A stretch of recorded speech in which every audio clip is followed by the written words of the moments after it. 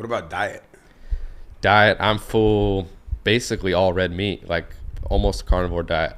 So I mix in a little calories and carbs here soon, but that's, I'm all meat, all red meat. Multiple meals a day?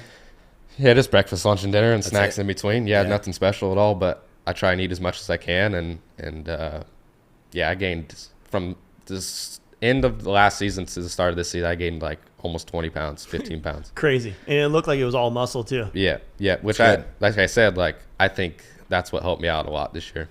For sure, just being stronger and being able to like have that weight to like move the bike where you want it to and like put it in certain places. And like you said, like some of the dudes you race it against are bigger boys. Like they'll park you in a second. Yeah, and you look guys like Chase Sexton, they're big, they carry a lot of muscle around, and he's one of the best right now. So like you said, all the guys back in the day used to just cycle all the time, and like they were so like they were riding a 450 and they're 125 pounds, 145 pounds. Where it's like I feel like that's changing now. it is. Bro, speaking of Chase Sexton, did you watch last weekend? Mm-hmm. Did you watch last weekend? Yeah, who didn't watch it? Yeah, I mean, can we talk about this guy? He's like probably one of the fastest dudes on the track right now, right?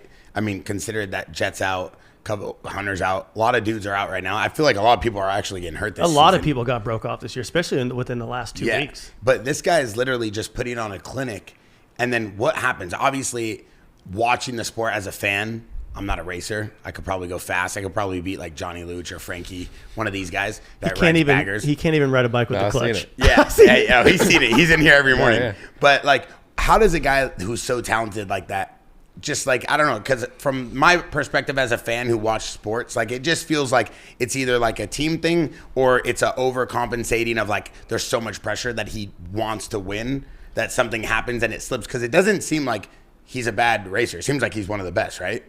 Yeah.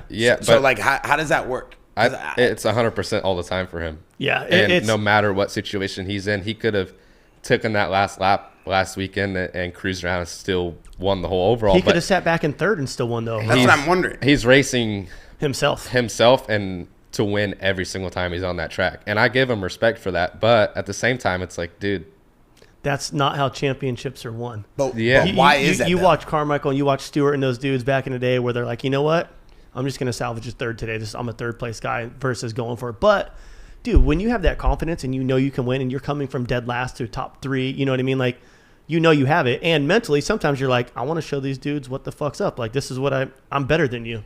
And sometimes it'll bite you in the ass and sometimes it works.